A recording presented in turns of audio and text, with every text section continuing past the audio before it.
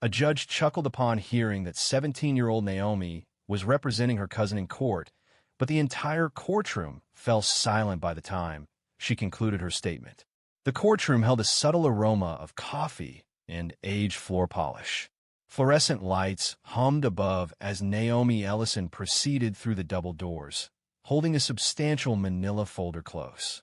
Her walk was determined, though it was evident she had practiced it before a mirror. Her thrift store slacks were a little too short, the white shirt just slightly wrinkled, and her bun, braided tight and pinned, had loosened a little in the Georgia humidity. Despite this, she kept her head high. 17 years old, not a lawyer, not even a college student, she was present to defend her cousin, and she wasn't planning on being dismissed. It was late morning in the Berrien County Courthouse in Nashville, Georgia, a modest building where everyone knew everyone. This was not a courtroom known for dramatic proceedings. It typically handled minor traffic offenses, small claims, and occasional custody disputes. Judge Byron Talcott had served on the bench for almost 3 decades. People in town remarked that he seemed from an earlier era, a diplomatic way of noting his resistance to change and his limited acceptance of it within his courtroom. As Naomi announced her role as Deshaun Little's legal representative, Judge Talcott peered over his glasses, appearing bewildered. "You're what now?" he inquired, looking down at the docket. "I'm representing my cousin in this case," Naomi stated, her voice unwavering. "I prepared a written argument, and—" He interrupted her. "You're not a lawyer," he said, a slight laugh escaping his lips. A ripple of laughter spread through the courtroom. It seemed impossible that she was young enough to drive, let alone practice law. Several individuals adjusted their positions to observe her more closely. A man seated in the rear even smiled, seemingly anticipating an amusing spectacle. Naomi remained composed. Her expression didn't change, and her hands were steady. She nodded once, opened her documents, and stated, with respect, "Your Honor, Georgia law permits individuals to represent others in non-criminal proceedings, provided both parties agree." Judge Talcott raised an eyebrow. "And you're telling me he consents to this?" Deshaun, seated beside her in jeans and a t-shirt, leaned toward the microphone. "Yes, sir, I do." A subtle change permeated the atmosphere. Naomi cleared her throat and added, "I'm prepared to proceed if the court is willing." The judge reclined in his chair, pausing for an extended moment. Then he smirked and waved his hand dismissively. "Fine. This will be interesting." The bailiff, an older man named Wiggins, inclined himself forward a little, focusing his gaze on Naomi with a hint of curiosity rather than disapproval. Naomi organized her documents with precision. She positioned her handwritten notes before her, turning to the page marked Opening Statement. Her script was precise, so precise that it seemed impossible anyone could have written it hastily. As she prepared to speak, a laugh escaped someone situated in the back of the room. The judge made no move to quiet it, nor did Naomi. She simply commenced. Before she could elaborate further, the judge interrupted her once more. "Miss Ellison, for the sake of argument, could you please state where you obtained your law degree?" She met his gaze steadily. "I do not possess one, but I have dedicated the past 2 years to studying Georgia traffic law, civil procedure, and judicial conduct during my leisure time. I've attended public hearings in 3 counties, transcribed trial footage, and reviewed over 50 court opinions. I do not possess a degree, but I am present to ensure the court's time is used productively." The room was silent now. Even the clerk had ceased typing. However, Judge Talcott still had one more maneuver prepared. Judge Talcott exhaled audibly through his nose, seemingly considering whether this was a misuse of time or an opportunity for spectacle. He shifted slightly in his chair and offered Naomi a brief, dismissive gesture. "Very well, Miss Ellison." Naomi remained unfazed. She delivered her introduction with the confidence of someone who had rehearsed it repeatedly. And she had. In her bedroom, she practiced, standing before a mirror with her backpack used as a makeshift podium. Her voice remained steady as she presented the details. Deshaun had been stopped by police for failing to stop at a stop sign outside the high school on a Saturday morning. There was no other traffic, and no pedestrians present. Despite this, the infraction resulted in a court summons and a significant financial penalty. Naomi's goal wasn't merely to dispute the fine. She aimed for its complete dismissal. In the second row, a white woman wearing a peach blazer spoke softly to the man beside her. He responded with a chuckle and a shake of his head. The clerk reclined in her chair, clicking her pen, anticipating Naomi's misstep. And Deshawn? He glanced at his hands, apprehensive, perhaps even a little irritated. "You sure you want to do this?" He had asked her that morning while they waited outside the courthouse. Naomi had answered without lifting her eyes from her notes. "I wouldn't be here if I wasn't." He remained silent after that. Now, seated beside her at the defendant's table, he fidgeted in his chair, seemingly wishing he could vanish. He was 17 as well, but Naomi made him feel even younger simply by being next to him. Naomi then addressed the matter of selective enforcement. The stop sign in question had been disregarded by numerous drivers that morning, including 2 local sheriff's deputies. Naomi possessed video footage captured by a neighbor, which was time-stamped and easily discernible. The footage displayed vehicles proceeding without interruption.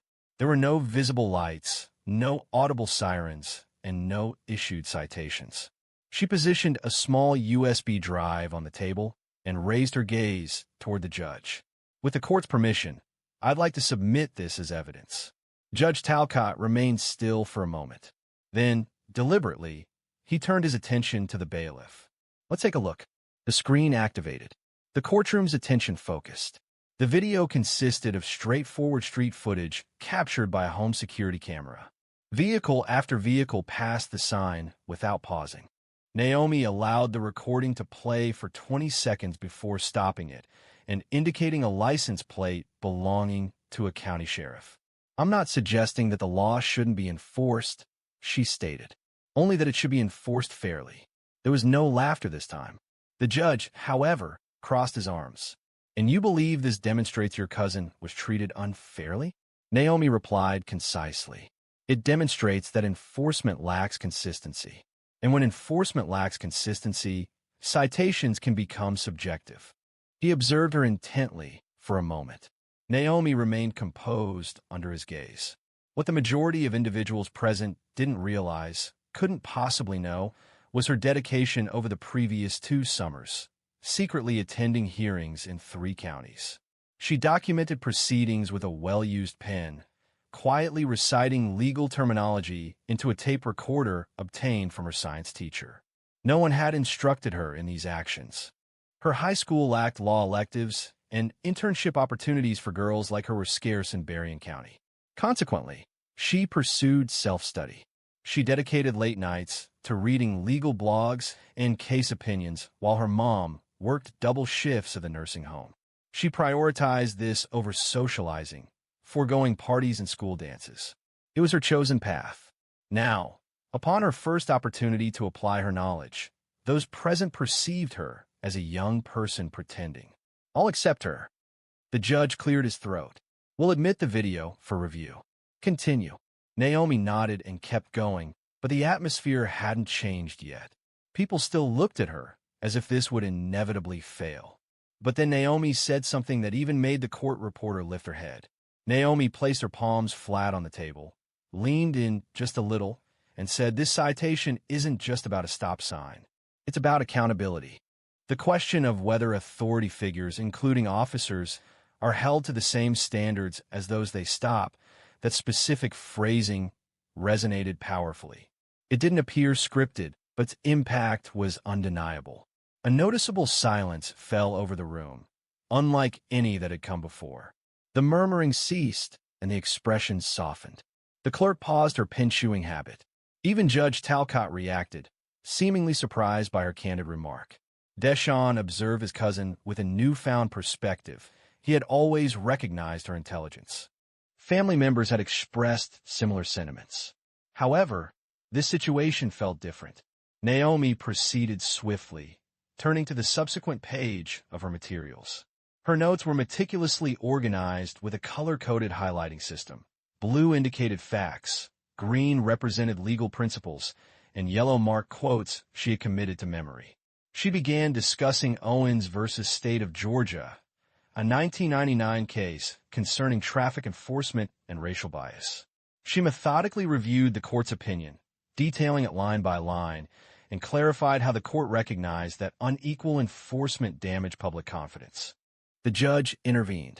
"Ms. Ellison, are you drawing a comparison to the Owens case?" "That involved." She remained steady. "The relevant legal principles remain applicable, Your Honor. Selective enforcement compromises the fairness of any legal process, irrespective of whether it is criminal or civil." He reclined once more, his expression now neutral. The courtroom was fully engaged as well. The woman in the peach blazer now sat forward, resting her elbows on her knees, and intently listened. The man beside her put away his phone. Naomi proceeded. She presented traffic enforcement statistics from Willow Creek County, figures she had obtained via a Freedom of Information Act request and printed at the public library. The data revealed that 83% of traffic stops during the previous year involved black drivers, while census data indicated they comprised just under 40% of the population. She placed the documents before her. "I'm not suggesting anyone intentionally targeted my cousin," she stated. "The court is being asked to consider the established pattern. Ignoring patterns allows them to persist. This presentation is devoid of theatrics or raised voices. It is simply a recitation of facts and a quiet, direct assessment." Judge Talcott reviewed his notes, tapped his pen against the folder before him, then made a notation. The bailiff, Wiggins, folded his arms, not as an act of opposition, but in attentive listening. Deshawn murmured, "Yo, did you really obtain all those numbers?" Naomi murmured, her gaze fixed on the judge. "It took me 3 weeks." Deshawn blinked, surprised by the intensity of her statement. A cough echoed from a few rows behind. Yet no one chuckled. The judge remained silent, examining the printed documents before returning his attention to Naomi. "You've certainly done your homework, Miss Ellison," he observed. She offered a single nod, composed and prepared. Then, for the first time since she entered the courtroom, Naomi hesitated. The silence wasn't due to a lapse in her speech, but because she had arrived at the critical juncture of her argument. Her statement emphasized that the matter wasn't about achieving victory, it was about fairness. She affirmed that if the court found her cousin had indeed violated the law, they would abide by the decision. However, she insisted that if citations were to be issued in Cedar Creek County, they needed to carry consistent meaning regardless of the driver. This was the pivotal moment, not when she referenced legal precedent, nor when she presented the statistics. The sincerity of that statement seemed to resonate, and the judge closed his folder. "Let's take a 10-minute recess." Gasps weren't permitted in courtrooms, yet they were audible, noticeable in the subtle shifts of people and the murmured comment, "He never does that." During that brief pause, Naomi experienced her initial wave of genuine uncertainty. She sat on the unyielding wooden bench outside the courtroom, knees drawn close, hands tightly clasped around a bottle of water she hadn't opened. The braid at the nape of her neck was loosening, but she made no move to adjust it. She fixed her gaze straight ahead, seemingly observing something unseen by others. Deshawn sat next to her, his leg bouncing, his eyes darting frequently. "You good?" he eventually asked. She nodded, then murmured, "Yeah, but you don't seem it." A faint smile touched her lips. "I didn't come here to look good," he chuckled, then added more seriously, "Hey, thank you. For real. I didn't think you'd go that deep." She turned towards him.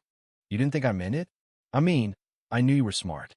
I simply didn't realize you were this intelligent." Naomi did not respond. The courtroom door opened, and the bailiff motioned toward them. "Let's return to the matter at hand." Inside, the atmosphere had changed. The laughter from before had disappeared, yielding to a more subdued feeling. It wasn't quite respect. It wasn't quite admiration. It was simply focused attention. Judge Talcott observed Naomi when she re-entered. This time, he didn't squint or smirk. He continued to evaluate her. "Miss Ellison," he stated as she resumed her testimony, "let's hypothetically consider, just for a moment, that your assertion is valid. Could you please reference any specific wording in the law that would directly justify dismissing your cousin's citation? Naomi responded promptly. Yes, sir. Georgia Code, Section 40 to 620 details proper stop sign enforcement, but it also allows for interpretation regarding situations where enforcement might be applied unevenly or selectively. Moreover, the Equal Protection Clause, as defined in Yick Wo v. Hopkins, dictates that selective enforcement predicated on arbitrary distinctions compromises the law's legitimacy. The courtroom fell silent once more. The judge inclined himself forward, resting his elbows on his desk, observing her as if searching for a weakness. I notice you're quite well informed, he remarked. Yes, Your Honor. He then stated, his voice a little more pointed, that if she intended to cite Yick Wo, she should also be ready to discuss its relevance beyond licensing matters. She affirmed, explaining that the ruling's core principle extended beyond licenses. It concerned fairness under the law. The ruling explicitly stated that even seemingly neutral laws could not be applied in a discriminatory manner. For the first time, Judge Talcott refrained from interrupting, allowing her to complete her statement. He then folded his hands and looked directly at her. Miss Ellison, he said, speaking almost calmly now, what exactly do you want from this court? Naomi took a breath. I want my cousin's citation dismissed, and I want the court to acknowledge that enforcement patterns in this county deserve closer scrutiny. She didn't yell. She didn't raise her voice. She didn't need to. The judge examined the documents before him, then surveyed the courtroom, and lastly turned his gaze to Naomi. Unexpectedly, he posed a question. May I review your notes? Naomi was taken aback. I'm sorry, he repeated. Your notes. It's evident you've invested significant effort. I'd appreciate the opportunity to examine them. The inquiry was unusual. Judges rarely made such requests. Naomi approached and presented the notes. Her hand briefly touched the bench, but she maintained her balance. The judge examined the pages, methodically, handwritten, color-coded, and arranged with the precision of a junior associate at a leading downtown Atlanta firm. This is remarkable, he stated after a prolonged pause. The courtroom remained silent. He then added, however, you must understand that argument isn't always sufficient in court. Sometimes, regardless of how just you are, the structure doesn't yield. Naomi did not avert her gaze. Then perhaps the structure requires pressure. The judge raised an eyebrow, but before he could respond, someone in the gallery stood. The woman who stood in the back row appeared to be in her 60s, with silver hair pulled back tightly and a black blouse buttoned to the neck. She seemed like someone who didn't speak unless it was important. Your Honor, she called out, her voice steady but quiet. Judge Talcott turned slowly. Ma'am, you need to sit down. This isn't open for public comment. But the woman did not flinch. I am Judith Minter. As a retired attorney with 41 years of experience in civil litigation, I feel compelled to state, for the record, that this young lady presented one of the most well-structured arguments I've observed in a courtroom, even among federal proceedings. While gasps weren't permitted, an audible intake of breath was clearly heard from half the gallery. Judge Talcott visibly stiffened but remained silent, simply observing Naomi. A fleeting, unreadable expression crossed his face. Frustration? Perhaps. Or something else entirely. He announced another recess. Naomi hurried outside. Her chest felt constricted, and her hands trembled slightly this time. Not from fear, but from the weight of everything. The room, the atmosphere, the abrupt quiet that followed the woman's statement. Deshawn followed her and sat next to her once more. You all right? He inquired. She hesitated before responding. Her fingers moved restlessly in her lap. Why would she say that? Naomi asked, almost to herself. Why would someone like her defend me? Deshawn shrugged, because she observed what everyone else had seen. Naomi allowed her shoulders to relax a little. Her entire body had been rigid for more than an hour, and she hadn't been aware of it. The courtroom doors opened again, and Naomi was surprised when Judith Minter emerged and approached her. Miss Ellison, she said softly as she sat down next to her on the bench. Do you understand the sort of bravery it requires to stand where you just stood? Particularly without the qualifications. That's not something that can be fabricated. Naomi began to speak, but Judith raised a hand. I'm not attempting to compliment you, she said. I'm stating a fact. And if you ever consider a career in law, I mean professionally, please contact me. I know individuals who would be fortunate to guide someone with your potential. Naomi paused, unsure how to respond. All she could say was, thank you. Judith smiled, then rose. Finish well. Don't allow him to manipulate you. He possesses more intelligence than he conveys, but he's likely to show you deference if you remain perceptive. Following that, the woman vanished down the hallway, her heels clicking softly against the tile. Deshawn turned to Naomi, a combination of awe and disbelief evident on his face. Yo, who are you right now? She offered a quiet, almost weary laugh. I'm just me. However, something in her demeanor had shifted. The anxiety was still present, but it no longer dominated. Not entirely.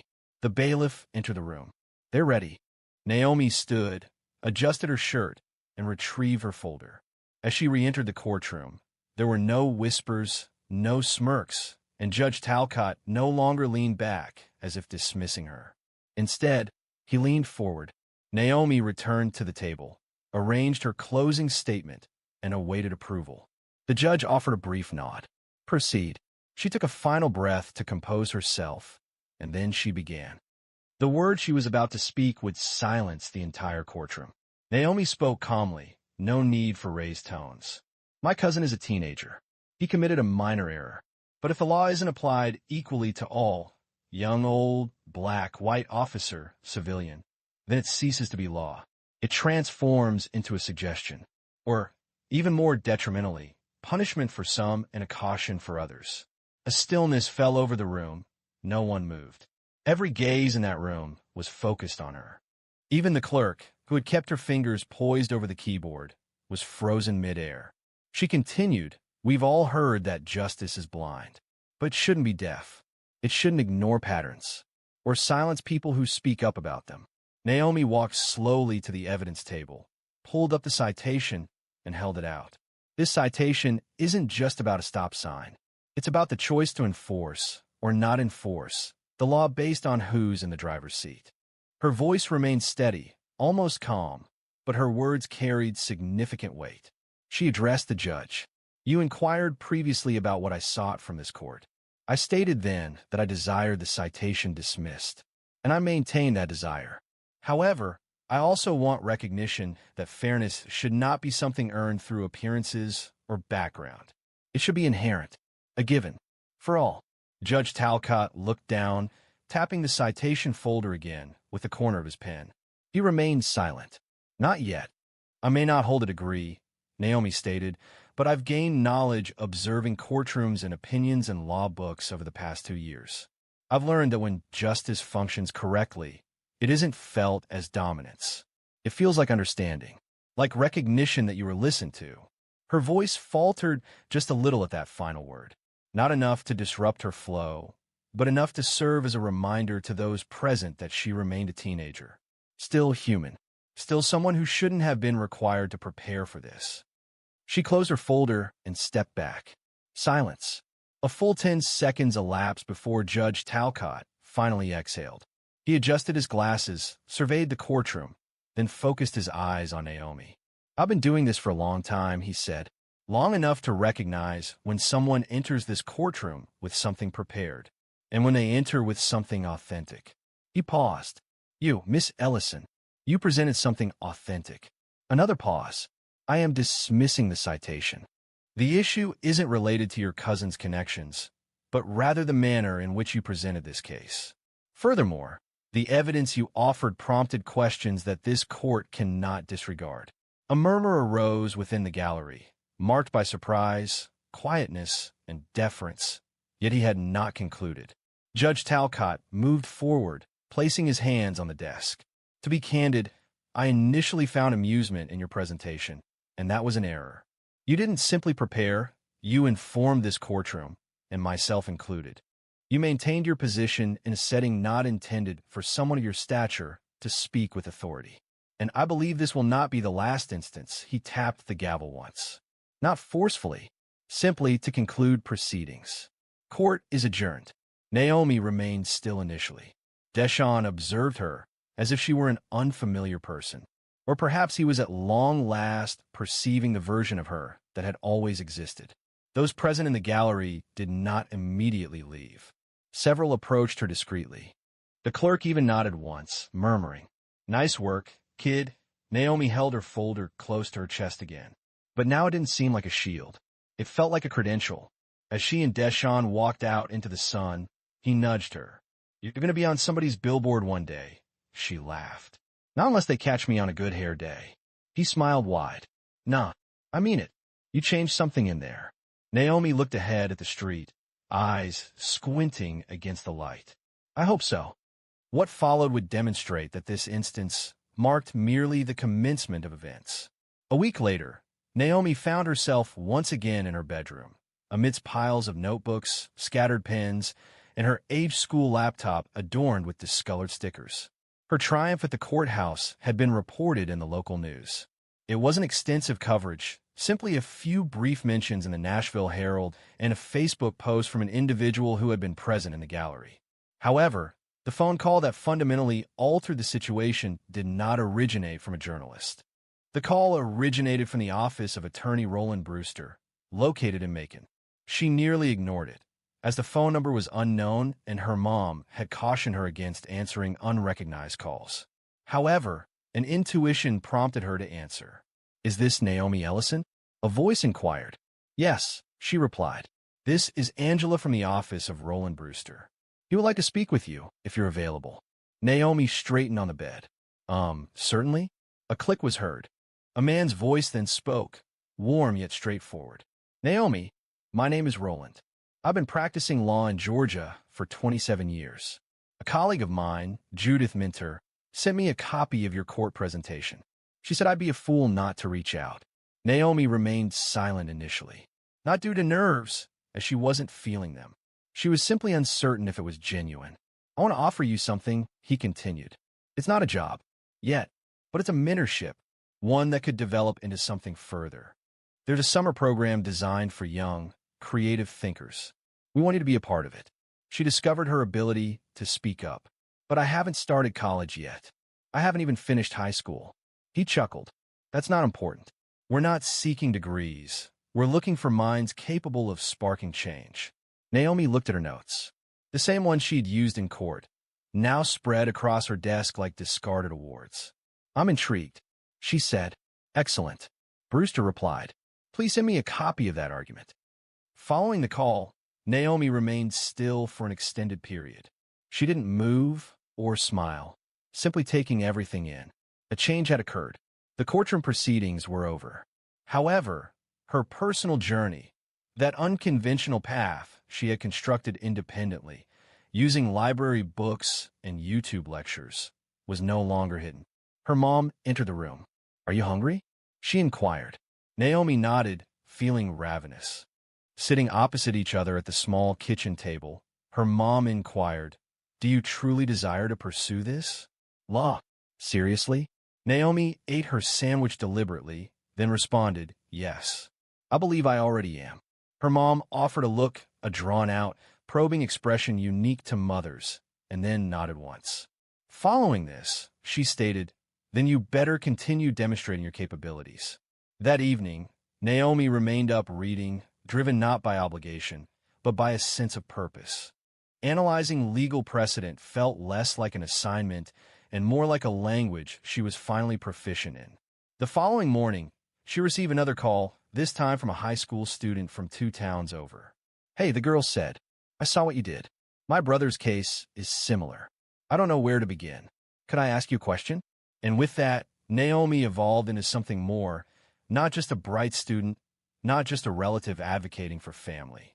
She stood as an illustration, a demonstration that excellence doesn't await authorization, and fairness doesn't demand a position, but only truth, clarity, and the courage to speak. She didn't require a law degree to impact a courtroom. She simply needed an opportunity. And when she received it, she ensured no one would ever perceive her identically again. Your voice doesn't need a platform. It merely needs to be heard. If Naomi's story resonated with you, ensure you subscribe and share this video with someone who needs to be reminded. The key isn't the origin, but the level of dedication you demonstrate. Two men believed it was amusing to embarrass a mother in front of her children, until a mechanic, wearing a grease-stained shirt, quietly stopped them in front of everyone in the store. Roderick Blaine, 42, hadn't intended to be a hero that evening. He had just completed a long shift at the mechanic shop off Greenwell Springs Road in Baton Rouge. His work shirt still had a faint odor of oil and sweat, and his back felt sore in that familiar, persistent way it did when the weather suggested rain.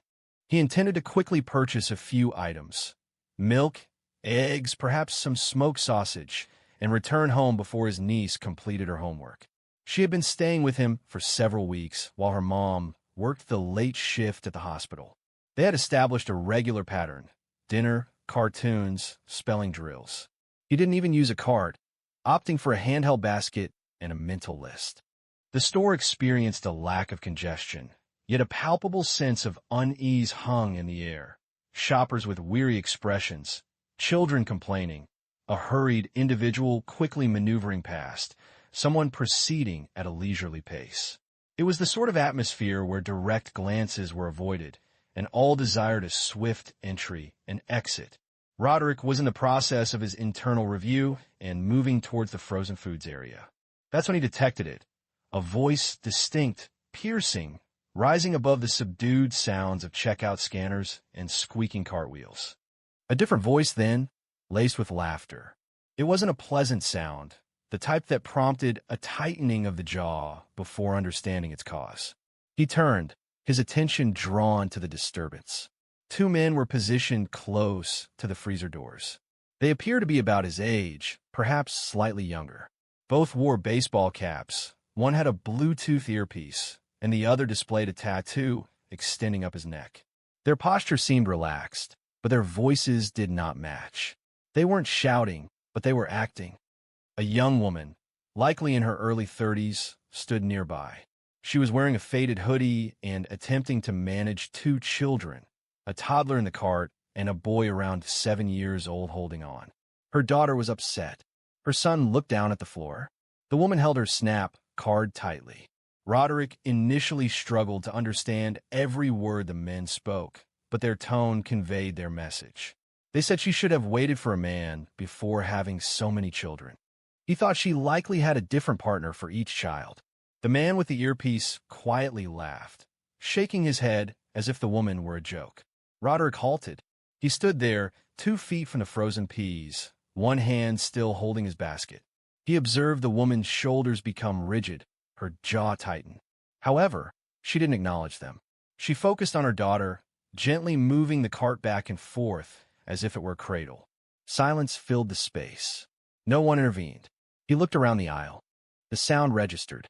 A teenage cashier briefly looked up. An older woman close to the produce section stood motionless, feigning interest in a label. The moment lingered, as if everyone hoped it would simply disappear. It did not. Roderick advanced. He didn't move towards the woman, nor towards the man. Just forward. His heart began its familiar, heavy rhythm, the one that accompanies the confusion of anger and shame. He recognized this feeling. It wasn't precisely the moment, but it felt similar. Different people, a different location. Still, the core message remained. He observed as the young man gently pulled at his father's coat. "Father, may we simply leave?" He crouched down, murmured something into his ear. His voice was quiet, and his hands trembled slightly as he reached into his wallet. Silas paused. He wasn't one for conflict. Not since 1998. But something about that young man's tone. Something about the way he inquired, "Can we just go?" As if the disgrace was theirs, not the adult men. It evoked a feeling within. And suddenly, Roderick forgot about the milk and eggs. However, before he could speak, the man with the earpiece added something. A statement that halted Roderick again, this time for a completely different cause. The man with the earpiece remarked, audible to several shoppers in the aisle, that if she allocated less time to accessing food stamps and more to employment, perhaps she wouldn't require assistance. The delivery of his statement was significant. He spoke loudly, seemingly intending for the entire store to overhear. The impression was that he aimed to publicly shame her. Roderick's hand tightened around the basket, his knuckles turning pale. He remained positioned back, partially obscured by the end cap displaying canned soups. From his vantage point, he observed the woman's profile. Her cheekbones were prominent, her mouth set in a firm line. She refused to offer them the gratification of a reaction, yet her tension was palpable. Her son held her waist tightly, as if securing her position. The other man, identified by the neck tattoo, bumped his companion and scoffed, "Don't waste your breath. She's probably just going to sell that food to buy a new wig." Roderick blinked. He paused, thinking he might have misunderstood. But no, that was what he had said. Still, no one reacted. The teenage cashier averted her gaze. The woman examining the fruit labels now intently checked her phone. A young man pushing a cart filled with Gatorade steered clear of them, as if avoiding something he couldn't see. It felt as though everyone was attempting to vanish. The mother tried to remain composed. She didn't raise her voice, nor did she succumb to despair. She deliberately gave her card to the cashier, her gaze fixed on the small display as if her well-being hinged on it. The toddler had become still, aware of the strained atmosphere. Roderick released a deep breath through his nose. He was observing a woman being openly humiliated for needing assistance. A woman who, judging by her appearance, seemed to be simply attempting to manage the day with her children fed and her self-respect preserved. Two adult men, appearing as though they'd avoided regular employment for some time, seemed intent on shaming her. The situation felt disturbingly recognizable. He recalled a childhood memory of standing in line with his mother around the age of 8 or 9 at a grocery store off Plank Road. He remembered the burning embarrassment of the stairs back then, the way people looked when his mom presented food stamps. She never discussed it openly. She simply told him, "Keep your head up and hold the bag, baby." The memory triggered something within him. He moved nearer, now fully visible. "Hey," he called out, the word carrying enough volume to draw the attention of both men. The individual with the earpiece lifted an eyebrow. The other offered a smirk. Roderick maintained a composed tone. "Evenly, you consistently address women in that manner, or is it only when you presume no one will object?" The men paused, appearing uncertain whether he intended it as a jest. The man bearing the tattoo chuckled faintly. "What? Your boyfriend? Or something?" Roderick shook his head. "Nah, I'm just a man who understands the difference between a joke and bullying." That seemed to surprise them. The man with the earpiece struggled to speak. Roderick moved forward. He didn't act aggressively or threaten anyone, but he positioned himself close enough to no longer be a background voice. Close enough that people in the aisle were now paying attention. "You notice a woman with her kids. She isn't causing any trouble. She was simply attempting to purchase groceries. And you decided today was the opportune moment to display how insignificant you are?" The neck tattoo guy rolled his eyes. "Man, mind your own business." Roderick didn't blink. "This is my business. Anytime I see a grown man harass a mother in front of her children as if it were entertainment, yeah, that's my business." A silence descended. Not the kind that signifies resolution. The kind that suggests a change has occurred. The woman remained standing at the register. Her hands paused, as if uncertain whether to continue packing her bag or observe the situation. Her son looked up at Roderick, his eyes wide with confusion. Before either man could react, the manager arrived, and his initial words would drastically alter the room's atmosphere. The store manager's voice pierced the tension, crisp and concise, though somewhat delayed. "Is there a problem over here?" he inquired. He was a short man in his 50s. Heavy-framed glasses, a khaki shirt tucked into worn jeans. A name tag identified him as Vince Callahan, and his darting eyes revealed he's been observing from afar, intervening only as the volume increased. Roderick remained silent initially, wanting to ascertain the recipient of the question. The two men straightened slightly, seemingly realizing they may have overstepped. "It's nothing," the person with the tattoo stated, raising their hands in a gesture of innocence. "We were simply having a conversation," the other person added hastily. "No one made contact with her or anything." Roderick looked toward Vince, who returned his gaze, seemingly unsure of his position in the situation. "Talking?" Roderick inquired, his voice calm. "Is that what you consider talking?" Vince paused. "Look, I just want to avoid any problems in the store. Customers are trying to make purchases." Roderick inhaled deeply. "Were you prepared to allow these two men to harass a woman in front of her children rather than address the issue?" Vince reacted visibly to the statement. A silence fell, and everyone remained still. The mother continued to stand quietly, her hands now carefully arranging items into a single reusable grocery bag. She showed no tears. However, her expression held a detached quality, a type of emotional barrier people develop when they've learned to mask pain for an extended period. Roderick looked at her, then back at Vince. "This isn't about comfort, man. It's about right and wrong." The words weren't loud, but they carried. A woman a few feet away who had been picking out yogurt suddenly nodded and muttered, "He's right." Then someone else, an older man in a camouflage jacket, murmured, "Ain't no need to talk to a lady like that, especially not with her babies standing there." The tide was turning. The two men sensed it. The guy with the earpiece shifted uncomfortably. He stated, his voice quieter, "We didn't intend any harm. Just some playful interaction." Roderick turned, shaking his head gently. "If causing distress to someone attempting to nourish her children is your idea of fun, a serious self-assessment is necessary." He spoke with clarity, avoiding raised voices or dramatic displays, simply stating facts. The tattooed man muttered something almost inaudible and began to leave. His companion followed suit. Vince made no attempt to detain them. Roderick did not pursue them either. His purpose wasn't to engage in a confrontation. It was to be witnessed asserting himself. Someone had done it, so that woman, her kids, and anyone else in the store would know. Vince remained behind, hands on his hips. "I'll speak with them if they return," he offered, his voice lacking conviction. Roderick didn't respond to him. He turned to the woman instead. "Are you all right?" She looked at him for the first time. Her voice was soft but clear. "Yes, thank you." The little boy peered out from behind his mother's hoodie, his eyes moving between her and Roderick. He remained silent, but he no longer seemed frightened. Roderick offered the kid a small smile. "You assisted your mother today. You performed well." The boy's lips moved slightly, as though he desired to return the smile, but hesitated. The mother then spoke. People generally remain silent. They simply observe, Roderick confirmed. "Yes, I understand. I have been one of those individuals," he stated, meaning his words sincerely.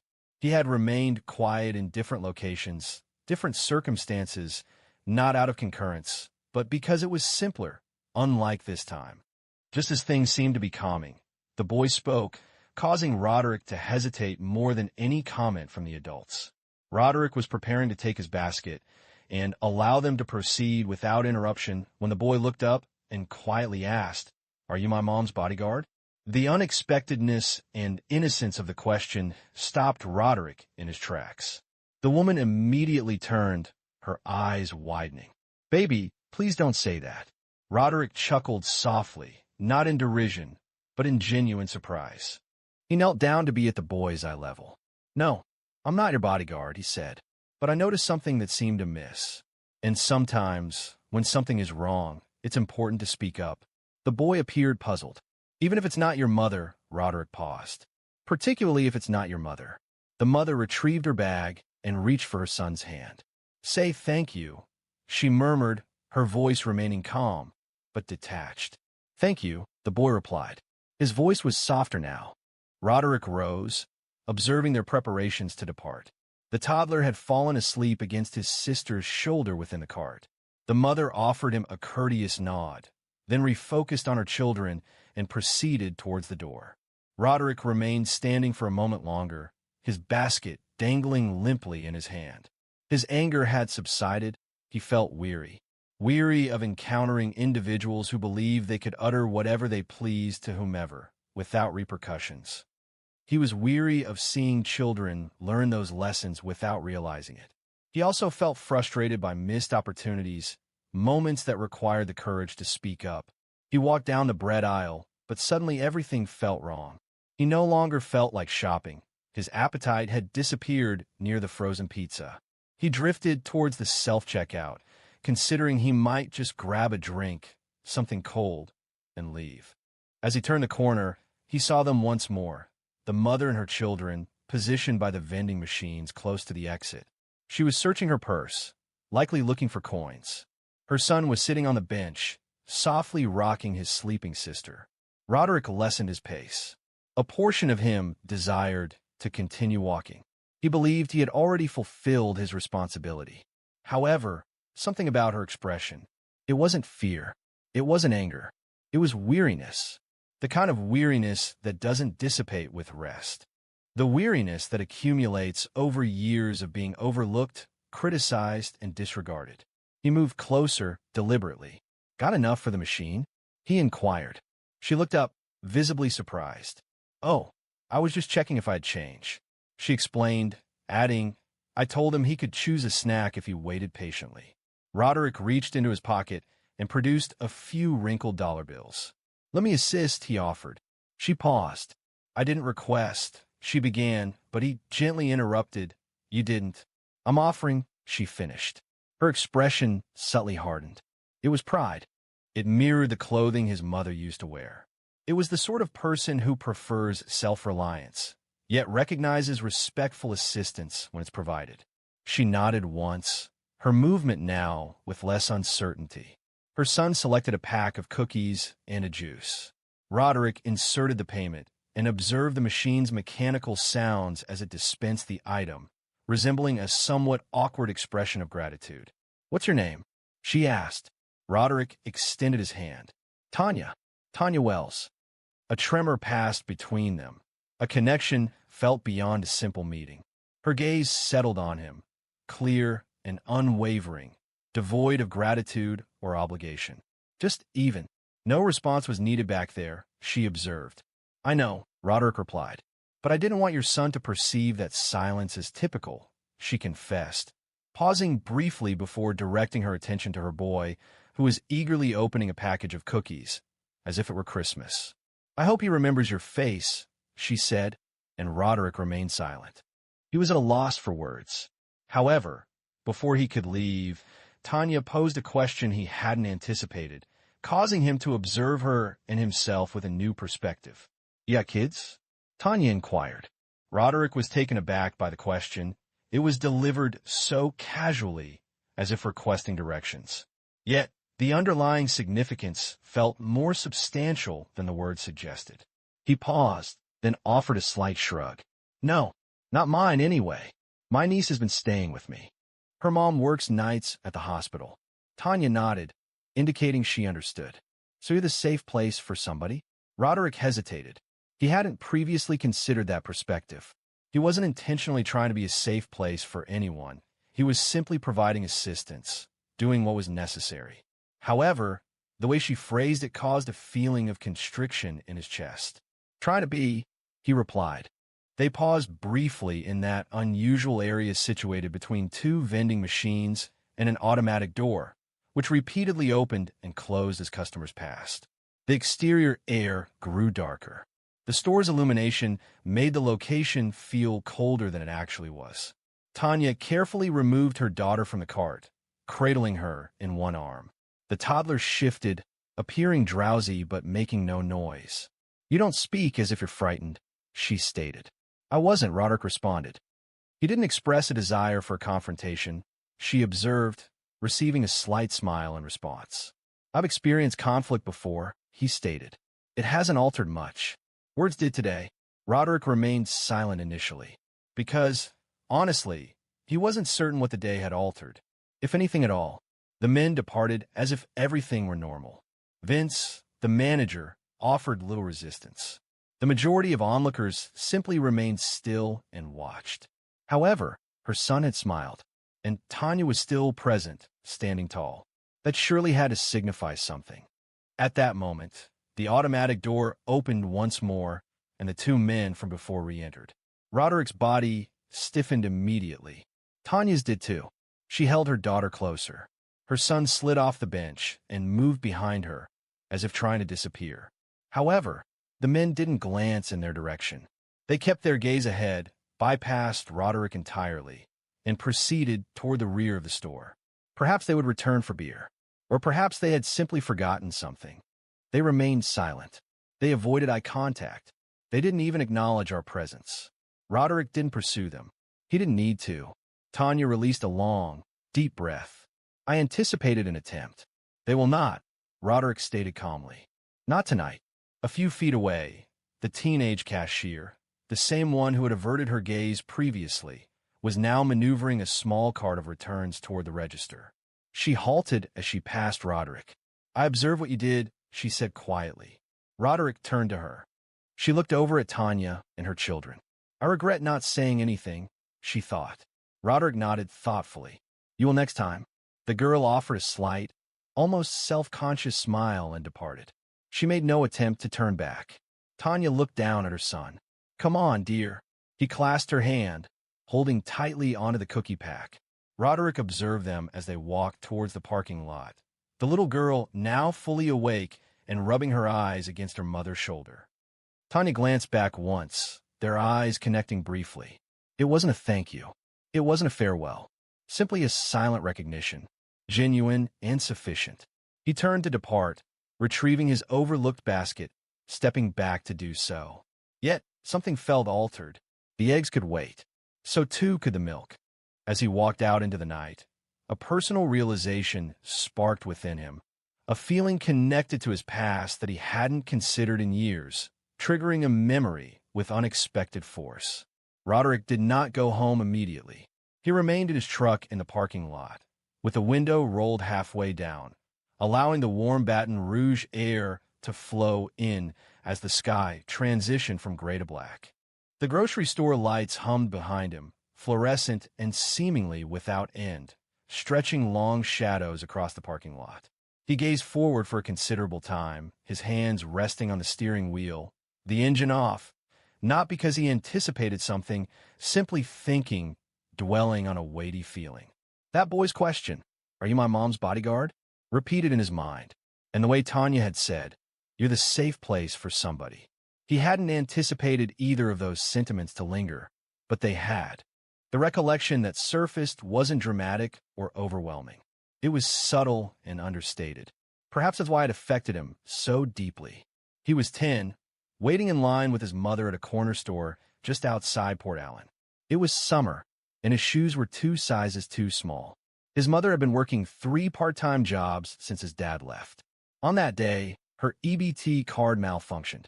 The cashier, a man with a slick-back mullet, told her to move aside. Publicly. Next, the man announced, "This woman can't pay." Roderick recalled hearing sighs and shuffles from the people trailing behind them. Someone even chuckled. His mother didn't shed any tears. She simply stood, attempting to understand where things had gone amiss. Her hands had shaken as she entered the numbers on the keypad. Her gaze remained fixed on the screen, as though intense focus might somehow resolve the issue. A man in a gray work shirt, a stranger standing behind them, moved forward and paid. He did so silently, without a word or explanation, simply sliding a 20 across the counter as if it were inconsequential. Roderick also remembered the man's boots. They were scuffed. The clothes were soiled, as if he'd worn them for years. His mother expressed her gratitude 3 times. The man simply replied, "It's all right," and departed. Roderick never forgot that. Not because of the money, but because for one moment someone chose to prevent his mom from feeling insignificant. And now, all these years later, he'd unknowingly become that man. He leaned back in his seat and rubbed his hands over his face. Safe place for somebody, he muttered, half to himself. He hadn't always gotten it right. There had been moments he remained silent when he ought to have spoken, instances where he averted his gaze. But tonight he did not, and that felt significant, not a resolution, but a beginning. He reached into the glove compartment and retrieved the small notebook where he recorded grocery lists and budget details. He turned to the rear, located a vacant page, and penned 3 words. Speak. Stand. Stay. He wasn't certain why he wrote them that way, but it felt correct. Like a prompting, like a key. A collection of teenagers in hoodies walked by his truck, laughing and jostling each other, having just left the store with Slurpees and bags of chips. One of them made eye contact and offered a brief nod of recognition. It wasn't elaborate, just a quick movement of the chin. Roderick returned the gesture subtly. He started the engine. The radio began playing softly, featuring an old Otis Redding song. He allowed it to play for a minute before lowering the volume. As he continued his journey, he observed a city bus stop where a mother and her daughter waited, illuminated by the weak light of a street lamp. The young girl rested against her mom's shoulder, seemingly dozing. Roderick reduced his speed as he rounded the bend. That scene also resonated with him. He thought of so many mothers in this area, striving to manage everything, holding on with worn-out resources, and bearing the burden of groceries, children, and societal expectations as if it were simply an obligation. Sadly, they often go unnoticed. He drove into his driveway, turned off the truck, and paused for a moment. But prior to entering the house, he reviewed the notebook one last time, making a silent vow that would resonate well into the future. Roderick stood on his porch beneath a wavering light bulb. The screen door groaned as he opened it. Inside, the modest house held the scent of aged timber and laundry detergent. Lainey was curled up on the couch under a blanket, a textbook resting on her knees and a pencil in her mouth. She looked up as he entered. "You're gone forever," she said. He dropped his keys onto the side table. "Yeah, I ran into something unexpected." "Like what?" Roderick hesitated. She asked it so casually, unaware that her uncle had just been standing between a mother and two grown men poised to overwhelm her regarding a shopping trip. How would you explain that to a 12-year-old so it doesn't feel overwhelming? "I witnessed someone being treated unfairly." I said something. Lainey looked at him. "Did you argue with him?" He chuckled, sounding weary. "No, it wasn't necessary." "Did it make a difference?" He nodded. "It did." Lainey returned to her book, as if that was a sufficient explanation, but Roderick remained standing. He found himself repeatedly recalling Tanya's expression, or her son's inquiry, or the realization that for a brief period that grocery store had served as a learning experience, not only for a frightened little boy or a weary young mother, but for all those within hearing distance, and for him. Roderick had previously believed that demonstrating courage meant confronting situations directly and forcefully, that unless it involved a significant display, it was inconsequential. However, tonight brought a shift in perspective. As his actions were met with silence rather than recognition, they did not become a popular topic. No phones were used. There were no news reports, no widely shared videos. Just a mother, a child, and a man who chose to act instead of remaining silent. Perhaps that's what the world needs, discreet actions that have a subtle impact. Ordinary individuals who recognize an injustice and voice their concerns, prioritizing integrity over apathy. He entered the kitchen and poured himself a glass of water. His hands remained stiff. He didn't notice until he placed the cup on the counter. Lainey's lunchbox sat on the counter.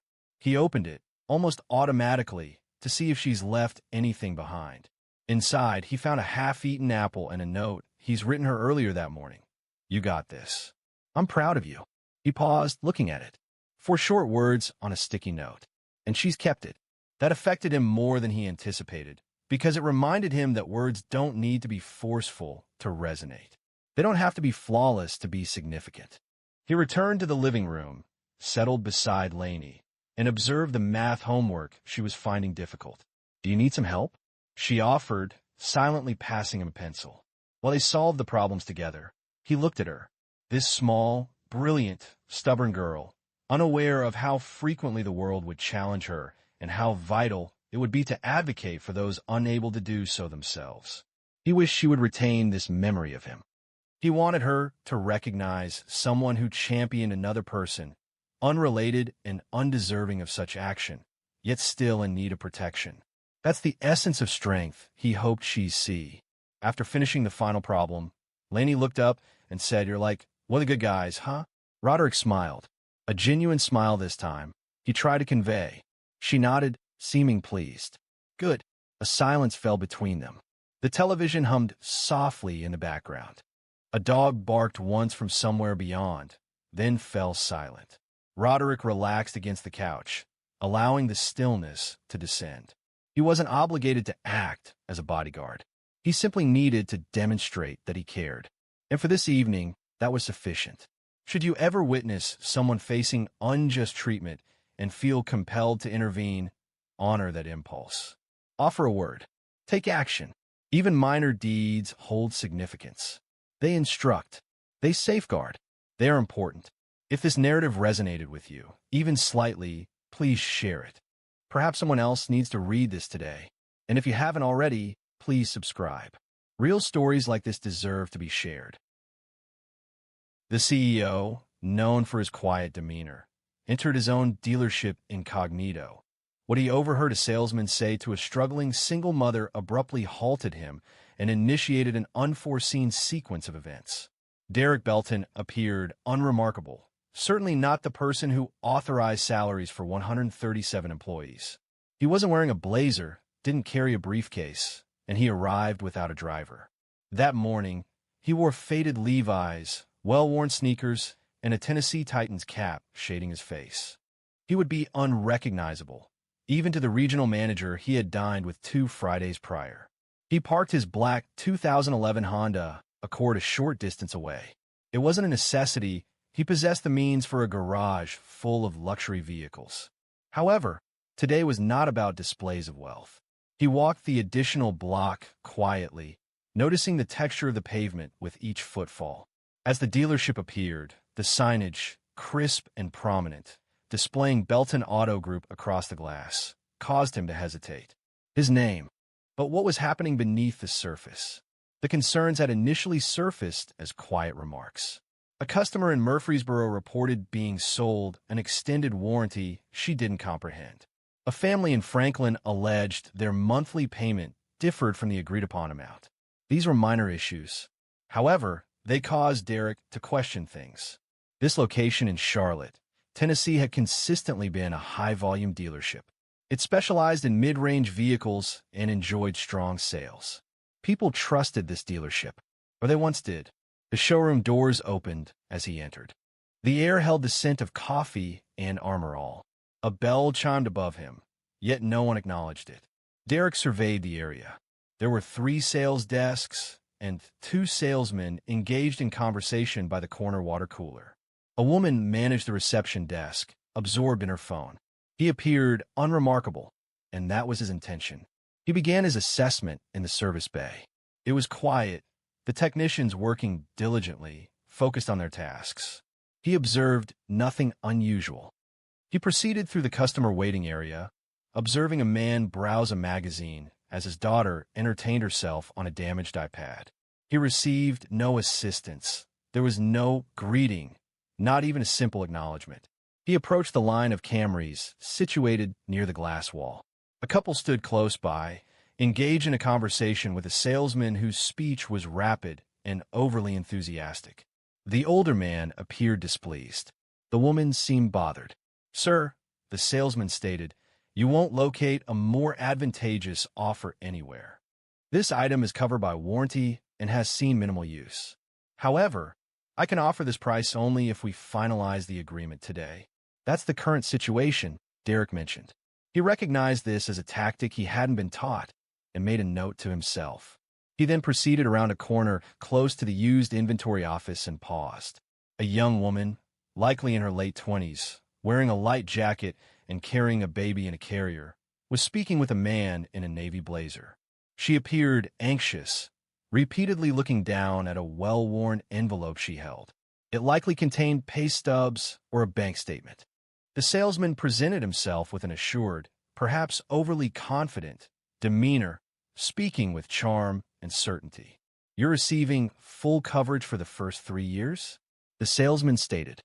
"Bumper to bumper plus powertrain. If anything breaks, even the air conditioning, it's covered." That was inaccurate.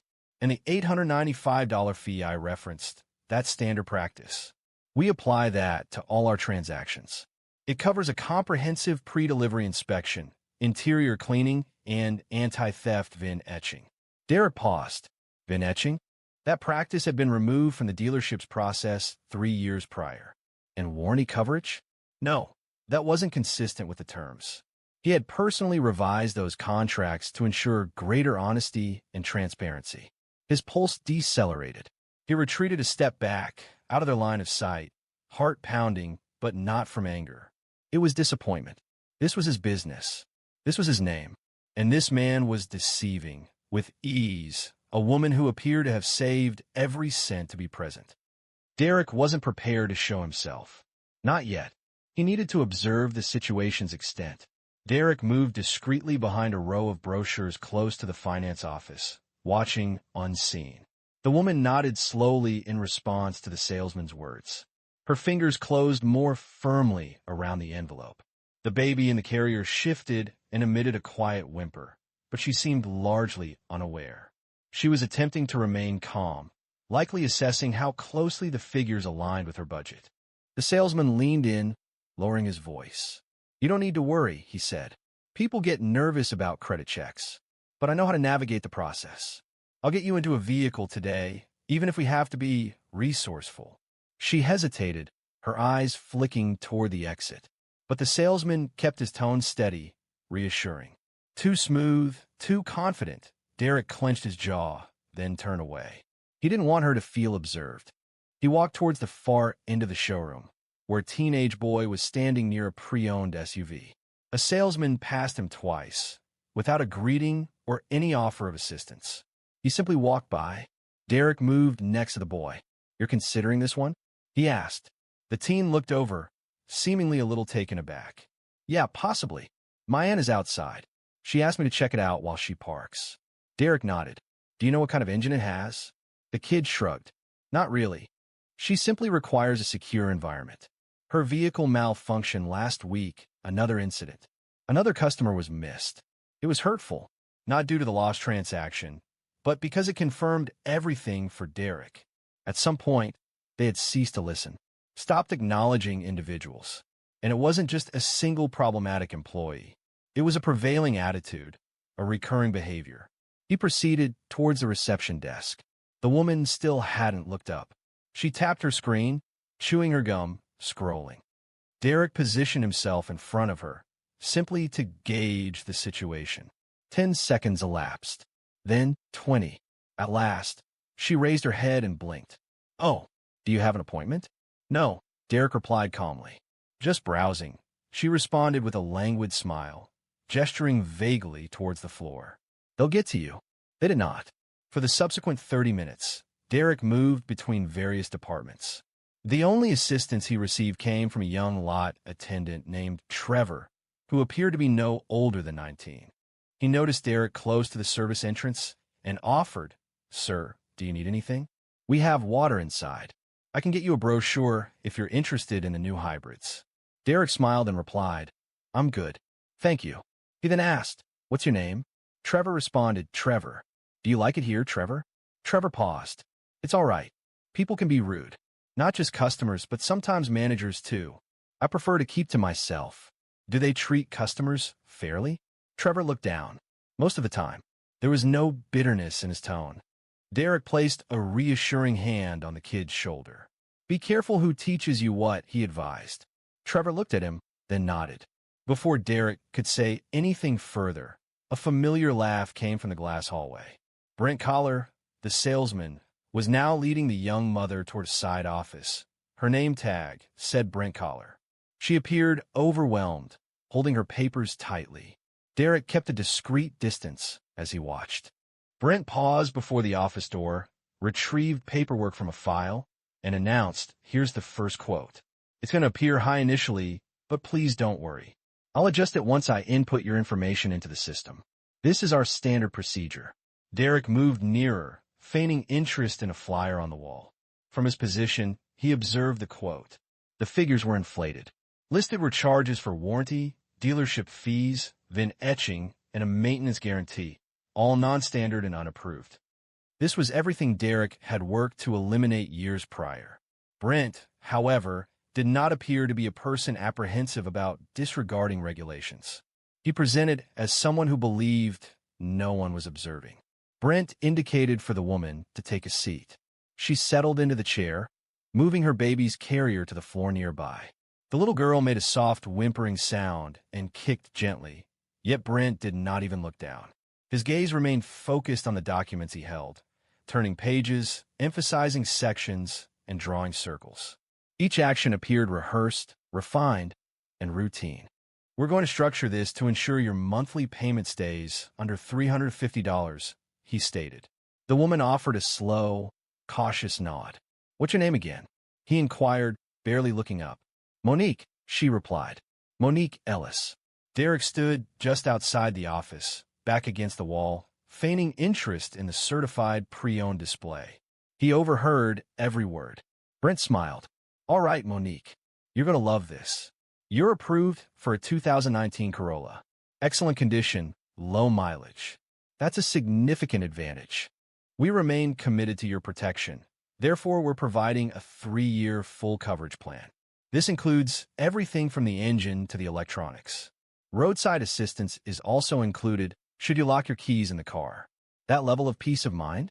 Priceless. Derek's hand slowly curled into a fist by his side. However, there was no such plan, not like Brent described it. And the quote, the one he'd caught a glimpse of earlier, had extra charges tucked in every margin. Some of them were outright fiction. Monique adjusted in her chair. So, is all of that included in the price? Brent offered a warm, reassuring smile. It's all part of your protection package. We simply itemize it separately on the form. This simplifies things for the finance office. He continued, speaking rapidly and with excessive confidence, gesturing with a pen as if performing a magic trick. He even produced a calculator to minimize the appearance of the payment amount. For example, without the package, your monthly cost would be $384. With the included safeguard, the price reduces to $349. More manageable, isn't it? Derek scrutinized the figures. That calculation appeared illogical. It seemed like a deceptive tactic. He couldn't fathom how Brent maintained his composure. But it was evident this wasn't his first presentation. Then Monique posed a question that silenced the room. Do you believe I could return tomorrow? She inquired softly. I simply want to ensure I fully grasp everything first. Brent's demeanor subtly altered, a nearly imperceptible change. His jaw tightened briefly. However, he quickly regained his composure, adopting a more affable tone. I completely understand, he said smoothly. But the situation is that this car has 2 other potential buyers. One of them test drove it earlier today. I can't guarantee it will still be available tomorrow. You wouldn't want to miss out because of a minor consideration, would you? Monique blinked. Her fingers shifted around her envelope. Brent quietly lowered his voice, leaning closer. Listen, I've witnessed individuals leave, intending to consider it further overnight. Then the car was gone, and they were facing a situation that was more difficult and costly. You deserve something better, and this is it. He pushed the documents across to her. That was the end of it. Derek entered the office, maintaining a calm but resolute tone. That doesn't sound like the protection plan we provide, Brent said, blinking. Monique turned to Derek, appearing surprised. Brent quickly regained his composure. Pardon me? Derek repeated, the plan you're describing doesn't exist, not in that form. Brent lifted an eyebrow, assessing Derek. Do you work here? Something like that. Brent chuckled dryly. Look, I don't know who you are, but I've been here for 4 years. I know the packages inside and out. Derek pointed to the quote. Show me where it says full electronics coverage. Show me where VAR and etching is required. Show me the breakdown. Brent hesitated. It's in the system. Finance will explain it better. No, Derek said flatly. You explain it right now. Monique rose slowly in front of her, holding her baby close. Brent's face flushed. I don't have to deal with this. You're not even. But he stopped speaking. The general manager had just appeared behind Derek, his eyes wide. Mr. Belton, the manager said. Brent's mouth dropped open. Derek didn't smile, didn't say a word. He turned toward Monique. I'm sorry, he said softly. This isn't how we treat people. Not here, not under my name. But this wasn't over, not yet. The repercussions extended beyond a single falsehood. The room seemed to contract the instant the name, Mebleton, was spoken. Brent's complexion turned ashen. His assured demeanor disappeared, as if it were vapor on a chilled surface. Monique looked back and forth between the 2 men, bewildered, still cradling her baby, uncertain of the situation she's entered. Derek subtly turned to the general manager standing in the doorway. He requested a conference room, speaking softly. Jeff Lorman, the manager, a man with a flushed face, nodded and indicated a hallway located at the rear of the showroom. Derek turned to Monique and spoke in a quiet, reassuring voice. "Please come with me. I want to correct this." She paused briefly, then followed. Her movements were deliberate but hesitant. The baby began to stir again, perhaps reacting to the palpable tension. As they passed the workstations, the entire level appeared to become silent. Telephones ceased their ringing, and conversations were interrupted. Several employees glanced over their workstations and angled towards one another, speaking quietly. Trevor, the lot attendant from earlier, positioned himself close to the entrance and offered Derek a knowing look, but remained silent. Within the compact, glass-enclosed conference room, Derek drew out a chair for Monique and settled opposite her. Jeff entered behind them, appearing noticeably uneasy. Brent followed, attempting to seem unconcerned, but without success. He folded his arms and rested against the distant wall. Derek took the folder Brent had put on the table. "Is this the quote you gave her?" he asked, not looking up. Brent moved slightly. "Yes." Derek opened the folder, laid out the pages, and circled several numbers with a pen from the table's holder. "Explain these," he said. Brent sat up straighter. "Look, I don't know why I'm being questioned." "Explain them." Brent paused. He looked at Jeff, hoping for support, but Jeff avoided his gaze. "I mean, those are standard charges. Everyone includes them. Do you have documentation showing these fees were authorized?" Derek inquired. "They should be in the system." "No, they aren't," Derek replied, his voice gaining strength. "I was involved in revising the system. That VIN etching fee? It was discontinued in 2021. Powertrain coverage? It's limited to 5 years, not the comprehensive coverage you advertised. You added more than $2,000 in fabricated fees to a customer who came here simply trying to purchase a secure vehicle for her baby." Monique's hands trembled a little as she listened, but she did not speak. Her gaze remained on the document. "You stated the payment would be $349, Derek proceeded. "That is achievable only if she provides a down payment you failed to disclose. Furthermore, the interest rate you presented to her is inflated by a minimum of 2.5%. You are not just misleading Brent, you are being dishonest." Brent moved away from the wall and straightened. "I have consistently met my quarterly goals. Customers leave satisfied. I understand sales, all right?" Derek moved closer. "You know how to apply undue influence. A distinction exists." Jeff finally spoke. "Derek, I didn't know he was doing all that, I swear. We've been busy and the numbers have been good." "That's exactly the problem," Derek interjected. "You cared about the numbers, I cared about the people." Monique rose then, slowly, her face flushed with embarrassment and anger. "I thought this was a good place," she said quietly. "I really thought this was different." Derek turned to her. "It was supposed to be, and I'm sorry it wasn't." He reached into his back pocket, retrieved his wallet, and produced a card. "This is my direct line. I will personally ensure you receive a fair deal. If you desire the car, you'll obtain it at the correct price, free of unnecessary complications." She accepted the card deliberately. "Thank you," she said. "We'll have someone else manage the paperwork," Derek added. "Someone who doesn't fabricate figures." Brent's arms fell to his sides. "Clean out your desk," Derek stated, rising. "You are terminated here." There was no room for discussion. You were aware of that, yet disregarded it. Brent didn't object further. He left abruptly, speaking quietly to himself. No one pursued him. Derek addressed Jeff. "We aren't finished talking either," he stated. "I'll see you in your office in 10. Subsequently, he held the door for Monique and guided her back towards the lobby. People glanced around. Conversations began anew, subdued and apprehensive. Derek remained silent until they arrived at the reception desk. He regarded the woman seated there. "Did you greet her upon her arrival?" The receptionist hesitated, then swallowed. "I don't recall."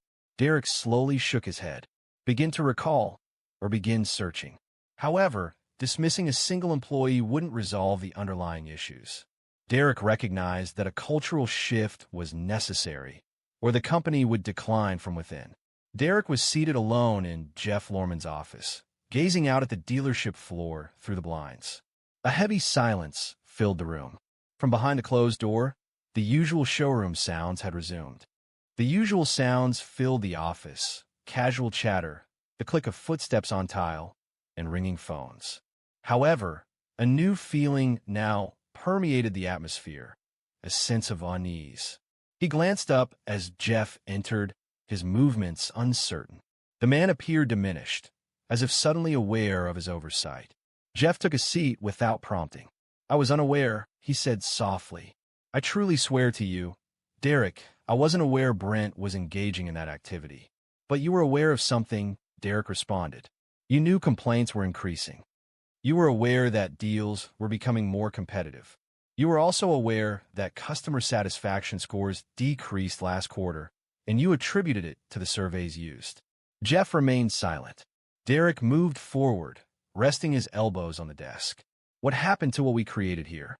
he asked. "I thought we were performing well," Jeff stated. "The numbers were strong. Staff turnover was minimal. I assumed perhaps the industry simply shifted slightly." "The industry didn't shift," Derek responded, maintaining a calm tone. "We did. We lost sight of why people initially came here. We ceased prioritizing customer relationships and began focusing on achieving sales targets." Jeff sighed, massaging his face. "So what's the plan?" "We need a thorough overhaul," Derek stated, "and that extends beyond dismissing Brent. I require a review of every transaction from the past 90 days. Reimburse any clients where the terms weren't transparently conveyed. Furthermore, I want individual meetings with each salesperson. I need to understand their training processes, the priorities they receive, and to identify anyone else who believes it's acceptable to deceive customers with a friendly demeanor." Jeff acknowledged slowly. "And one more thing," Derek added, "I want Trevor in my office next week." Jeff blinked. "The lot kid?" Derek replied, "Yeah, he's one of the only ones who looked a customer in the eye today." "That matters." A knock at the door interrupted them. The receptionist appeared, visibly nervous. "Mr. Belton, the customer, Monique Ellis, is still in the lounge," she said. "She said she's waiting for her ride." Derek stood. "Please get her a bottle of water and offer her a seat in the private lounge, away from the plastic chairs near the vending machine. Make sure she feels valued." The receptionist acknowledged promptly and went to attend to the request. Derek returned to the showroom. Several employees glanced up, but there was no conversation. Some consciously avoided eye contact. Monique was situated in the far corner, her baby now asleep in the carrier beside her. She appeared weary, not only physically, but also emotionally drained. He approached her gently. "This is a lot," he admitted. "More than you anticipated," she replied with a gentle smile. "I've faced tougher situations," he stated. "I understand that, but you shouldn't have had to experience this," she said, shrugging. "People deceive me frequently. It happens at work, in shops, and even at the clinic. I'm accustomed to it." That comment resonated more deeply than he anticipated. "You shouldn't be exposed to that, and certainly not here. That's my responsibility." She then focused on him, truly observing him. "Why did you come in today? Why are you dressed like that?" Derek offered a soft smile. She stifled a quiet chuckle, noting people rarely shared the full truth with the man in the suit. He then presented her with a small folder. "If you're still interested in that car, these are the accurate figures. There are no hidden details. I had our finance manager verify them directly. Furthermore, we've included a year of service maintenance at no cost." Her eyebrows rose in surprise. "Why?" He replied, "Because someone needs to remind this place of its values." Shortly after, a silver hatchback, distinguished by a missing hubcap, arrived to take her away. Her sister signaled from the driver's seat. Monique rose, corrected the carrier, and glanced back at Derek. "Don't let them ruin what you built," she said. "I won't," he replied. She exited without a backward look. But restoring Monique's confidence was not the only task. It involved rebuilding the confidence of every person who had ever entered those doors. Derek returned 3 days later. This time, there was no disguise, no cap, no jeans. He was dressed in a tailored navy suit and entered through the front doors as if he belonged. And in truth, he did. This wasn't intended as a display of dominance. It was a matter of responsibility. The entire staff had received notification that morning. Scheduled meetings were canceled, and phone lines were redirected to voicemail. The dealership remained open, but no sales transactions would occur prior to 11 a.m. Derek had arranged a company-wide meeting, and every employee attended, including those on part-time shifts. The group assembled in the break room, squeezed together amongst vending machines and aged chairs. Several were leaning against the walls. Trevor stood toward the rear, his arms crossed, but attentive. Jeff was seated near the front, a notebook open but unused. Derek addressed them, speaking plainly without a microphone or podium. "I established this company in 2004, he began, not through investors or a franchise agreement, but with a used car lot situated behind a barbecue joint in Murfreesboro. During the first week, I sold 3 cars, personally washing each one. Some individuals quietly expressed amusement. At that time, I wasn't sure if I would succeed, but I possessed 2 valuable assets: my reputation and my commitment to honesty. I consistently ensured I could fulfill any promise made and avoided dishonesty when closing deals." The atmosphere in the room was now quiet. However, a significant shift has occurred, he continued. "This isn't limited to a single salesperson. It's about how we compromise on minor details and prioritize speed over customer care. We've begun to see individuals as sales goals rather than human beings. That's not what I built. That's not who we are." He looked around the room. "If you've ever included an additional charge because you believed you could, if you've ever hurried a woman out the door because she didn't appear to be able to afford our services, if you've ever spoken condescendingly to someone simply because you were able, today marks a turning point." A few people visibly expressed discomfort. "You have a choice," he said. The situation demanded a resolution, either assistance or a new employment opportunity. Silence followed, then a voice spoke up. It was Trevor, Mr. Belton, and Derek turned to him. "Yeah," Trevor said, appearing nervous, but proceeding anyway. "What if some of us were performing well, but no one acknowledged it?" Derek smiled. "Then we need to start noticing. Starting today," he walked over and handed Trevor a small envelope. Inside was a letter of promotion, from lot attendant to junior sales associate, including full training and benefits. Trevor blinked. "Are you serious?" Derek stated, "Because the people who treat others with respect are the ones I want representing my name." Following the meeting, changes occurred rapidly. Brent's deals were reviewed. 5 of them necessitated full or partial refunds. Monique's case served as the focus of a training seminar. Every single manager was obligated to participate in a 3-week ethics and customer care workshop. Derek even re-engaged a retired employee. Arlene Cupp, a direct woman in her 60s who previously managed the front desk, had departed 2 years prior, citing a change in the atmosphere. She was now the new head of customer relations. Arlene's initial action involved installing a glass wall separating the sales desk and the finance office, ensuring transparency in all communications. Derek walked through the lot that Friday, observing the staff's interactions. A subtle shift permeated the atmosphere, not flawless, but calmer, more deliberate, stemming from understanding rather than apprehension. He observed a young salesperson patiently explaining trim-level differences to an older gentleman, ensuring he was heard. This detail, absent from any spreadsheet, held greater significance than any monthly performance goal. Arlene approached. "It appears they recall their employer," she remarked, "and rightfully so." Derek responded, stating he wasn't leaving, although one element remained. The core reason for this endeavor needed to be revisited. That Sunday morning, Derek was seated on the porch of his mother's former residence in Jackson, Tennessee. The sun had just begun to rise, and the air retained the stillness of the early hours. He took his coffee slowly, looking out at the yard he previously mowed every Saturday during his teenage years. Years had passed since her passing, yet the atmosphere of the place remained unchanged. Now, it belonged to him, recollection solidified in brick and wood. He retrieved a photograph from his jacket pocket, the image faded with curled edges. The picture showed him, no older than 10, standing next to his mother before a dull, rust-colored Oldsmobile. Her smile was broad and proud, not due to the car's newness as it wasn't, but because it was hers.